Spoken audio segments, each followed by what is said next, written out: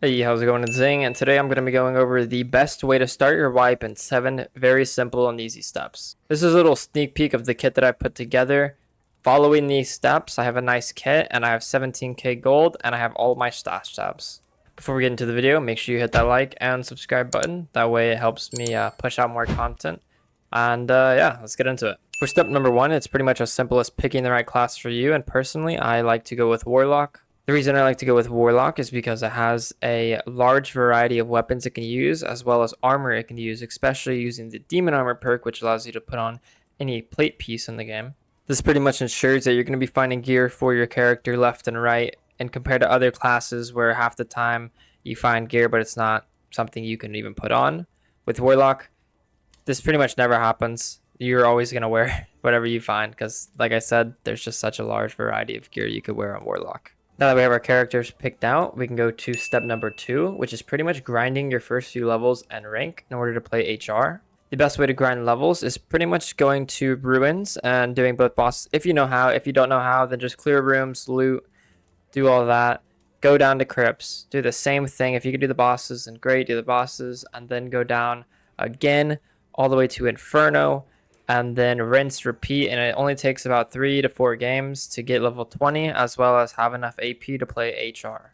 Now that we have unlocked higher roller, moving on to step number 3, it's going to be grinding bosses. So if you don't know the big bosses in crypts, that's okay. You go ahead and go to Goblin Caves, and you can do Cyclops and Cave Troll. They're extremely, extremely easy, and it just takes one little YouTube video to help you get the hang of it if you need to. But these are the bosses that you want to grind. You either want to do the Goblin Caves bosses, or Ghost King, Lich, and Warlord on Crypts, or if you know how to do Wyvern on the Frost map, or any of the Water map bosses. You just want to be grinding bosses in step number 3. Another bonus of grinding bosses is that you get to hit hordes. So make sure you are hitting these hordes. You can get artifacts, you can get chests, you can get bags.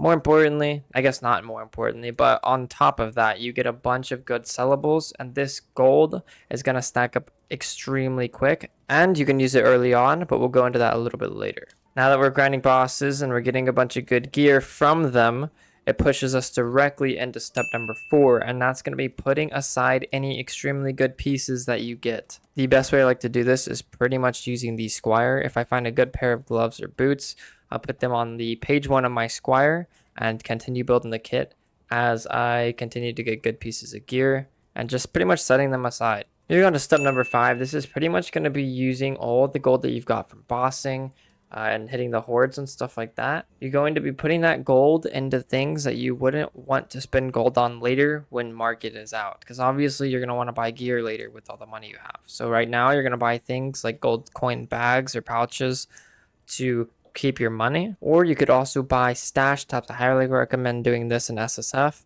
I have already maxed out my stash tabs for my Warlock character, and I will be doing the same for any other character that I play during SSF. The reason I do this is because there's nothing else to spend your money on, and it sucks kind of seeing it stack up, and you might as well, expand your inventory or have the max amount of gold you can carry increase through, buying bags and stuff. Moving on to step number 6, this is going to be pulling out that kit that you were setting aside gear for earlier. And what you're going to do is you're going to run that kit. You're going to have no gear fear. You're going to run the kit in HR. You're going to kill as many people as you can. You're going to continue doing bosses and looting and things like that, but you're going to be in this good kit.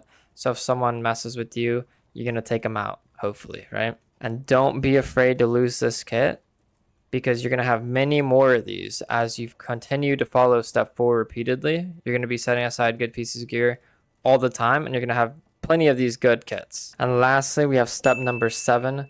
This is pretty much using the time in SSF to learn bosses, or just repeat steps 3 to 6. So you're grinding bosses, putting aside all the good pieces of gear, using your gold to buy a bunch of stash tabs or buy a bunch of coin bags, and then running good ass kits and just running down people. That's the best way to do it in my opinion. Just following these steps, and you're gonna have a very good beginning of wipe in SSF. Alrighty guys, well that pretty much wraps it up. Like I said, just follow these 7 steps. You're gonna have fun, and you're gonna have a beautiful, amazing wipe. So good luck out there, and I'll see you in the next one.